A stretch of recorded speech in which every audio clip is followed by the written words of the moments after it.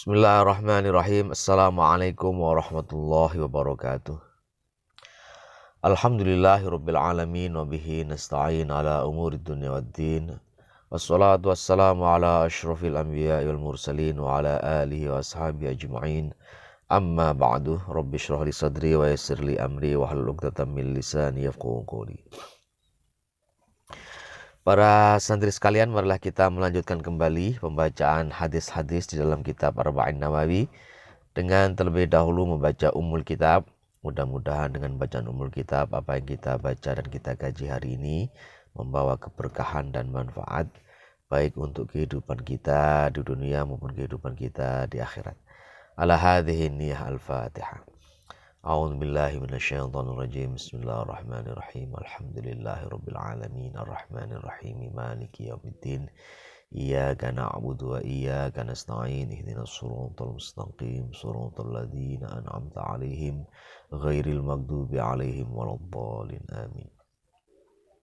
Bismillahirrahmanirrahim. Al-haditsus tsamin wa tsalasun. Hadis yang ke-38. Jadi kita sudah sampai ke hadis yang ke-38 di dalam kitab Al-Arba'in An-Nawawiyah. Bismillahirrahmanirrahim. An Abi Hurairah qala. An Abi Hurairah, dari Abu Hurairah, qala, dia berkata. Dia telah menceritakan sesuatu yang beliau dengar dari Rasulullah sallallahu alaihi wasallam. Apa yang Abu Hurairah dengar dari Rasulullah sallallahu alaihi wasallam? Qala, kata Abu Hurairah, qala, bersabda siapa Rasulullah sallallahu alaihi wasallam. Rasulullah bersabda, innallaha, sesungguhnya Allah, kata Rasulullah, qala, berfirman. Jadi ini Abu Hurairah bercerita bahwa Rasulullah sallallahu alaihi wasallam bersabda, beliau Rasulullah mendengar atau mendapatkan wahyu atau firman dari Allah Ta'ala dalam bentuk hadis qudsi. Jadi ini adalah hadis qudsi. Hadis qudsi itu hadis yang isinya firman Allah. Innallaha qala, sesungguhnya Allah qala, telah berfirman, kata Nabi sallallahu alaihi wasallam. Bagaimana firman Allah? Allah berfirman, man ada li waliyan, man ada, man barang siapa, ada, memusuhi, li, milikku atau kepunyaanku atau bagiku, walian, seorang kekasih. Jadi barang siapa yang memusuhi kekasihku, firman Allah, Allah berfirman demikian, faqad adzantuhu bil harbi, faqad, maka sungguh, adzantuhu, aku mengumandangkannya atau aku mengobarkan atau mengabarkan kepadanya bil harbi, dengan perang. Barang siapa ada orang yang memusuhi kekasihku, kata Allah, maka sungguh aku telah mengumandangkan atau menyerukan peperangan kepadanya. Siapa yang memusuhi wali Allah, walinya Allah, atau siapa yang memusuhi kekasihnya Allah, maka Allah akan memusuhinya. Allah mengumandangkan perang kepadanya. Wa ma taqarraba ilayya 'abdi bi syai'in ahabba ilayya mimma aftaradtu 'alaihi. Wa ma taqarraba, dan tidaklah, taqarraba, mendekat, ilayya, kepadaku, siapa, abdi, hambaku, bisyai'in, dengan sesuatu, ahabba ilayya, yang lebih aku senangi, mimma, dari apa-apa yang iftaradtu, aku telah wajibkan, alaihi, kepadanya. Jadi Allah Subhanahu wa taala itu sangat senang jika seorang hamba itu melaksanakan ibadah-ibadah fardu. Kata Allah atau firman Allah, tidak ada yang lebih aku senangi dari seorang hamba daripada ia melaksanakan apa yang telah aku wajibkan kepadanya. Jadi ibadah fardu itu atau ibadah wajib itu ibadah yang dengannya kalau kita melakukan ibadah tersebut Allah sangat senang. Karena Allah berfirman, tidak ada yang lebih aku senangi dari hambaku lebih dari ketika ia melaksanakan apa yang telah aku wajibkan atau aku perintahkan kepadanya. Wa ma yazalu 'abdi yataqarrabu ilayya bin nawafil. Wa ma yazalu, dan senantiasa, abdi, hambaku, yataqarrabu, mendekat, ilayya, kepadaku, bin nawafili, dengan amalan-amalan sunnah hatta uhibbuhu, sehingga aku mencintainya, atau aku menyayanginya, menyenanginya. Jadi ada hamba Allah itu, di antara hamba-hamba Allah itu orang-orang yang dia selain melaksanakan fardu atau melaksanakan ibadah-ibadah wajib, orang itu juga senang melaksanakan atau menunaikan ibadah-ibadah yang sunnah. Ibadah sampai Allah mencintainya atau menyenanginya. Itu.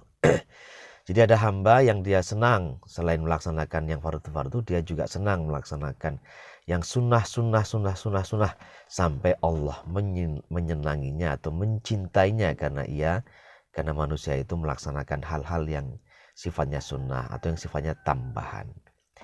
Fa'idha ahbabtuhu, maka jika aku telah mencintainya atau mencintai hamba yang tadi melaksanakan amalan-amalan sunnah, kuntu sam'ahu alladhi yasma'u bihi, kuntu, maka aku menjadi sam'ahu, pendengarannya, telinganya, alladhi yasma'u bihi, yang ia gunakan untuk mendengar atau gunakan untuk mendengarkan sesuatu. Jadi kalau seseorang itu sudah dicintai Allah, maka Allah akan menjadi telinga dari orang itu, menjadi menjadi pendengarnya, menjadi alat pendengar bagi dirinya, bagi orang itu. Wa basaru, dan juga aku akan menjadi matanya, penglihatannya, alladzi yubsiru bihi, yang ia gunakan untuk melihat. Wayadahu, dan juga aku akan menjadi tangannya, allati yabtishu biha, yang digunakan oleh orang itu untuk memanfaatkan dengan tangan itu. Jadi Allah juga akan menjadi tangannya. Warijlahu, dan juga aku akan menjadi kakinya, allati yamshi biha, yang ia gunakan untuk berjalan. In sa'alani, jika ia memintaku, memohon kepadaku, a'toituhu, maka aku akan memberikan apa yang dia minta. Wala in ista'adha bi, dan jika ia meminta perlindungan kepadaku, la'u'idzannahu, maka pastilah aku akan memberikan perlindungan kepadanya. Rawahul Bukhari, meriwayatkan hadis ini Imam Bukhari. Jadi hadis ini mengandung dua pelajaran. Pertama, yang namanya ibadah itu ada dua macam, ibadah fardu dan ibadah sunnah. Ibadah fardu itu ibadah yang wajib kita laksanakan karena telah diperintahkan oleh Allah. Nah, menurut Allah, ibadah wajib itu ibadah yang paling dicintai oleh Allah. Allah mengatakan tidak ada hal yang lebih aku senangi dari seorang hamba kecuali dia melaksanakan apa yang telah diwajibkan kepadanya. Artinya Allah perintah kemudian dilaksanakan oleh seorang hamba, maka itu Allah senang karena hal itu menunjukkan ketaatan seorang hamba kepada Tuhannya. Yang kedua, ada juga ibadah sunnah. Ibadah sunnah itu ibadah tambahan, ibadah yang sifatnya pelengkap, yang kalau dilaksanakan seorang hamba mendapatkan pahala, mendapatkan ganjaran, yang kalau tidak dilaksanakan tidak apa-apa, tidak berdosa.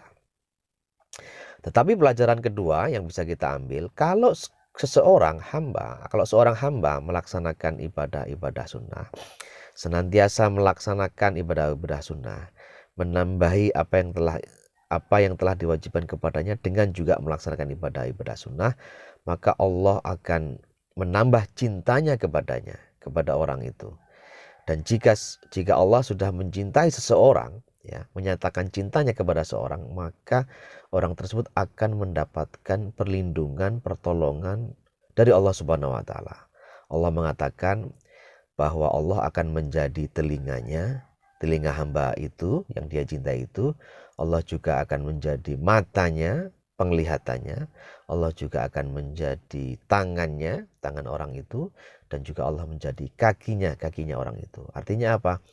Artinya kehidupan orang itu akan senantiasa dibersamai oleh Allah, akan senantiasa dilindungi oleh Allah. Jika orang itu memohon pertolongan, maka Allah akan beri pertolongan. Jika orang itu berdoa, meminta, maka Allah akan kabulkan doanya. Inilah pelajaran yang bisa kita petik dari hadis ini.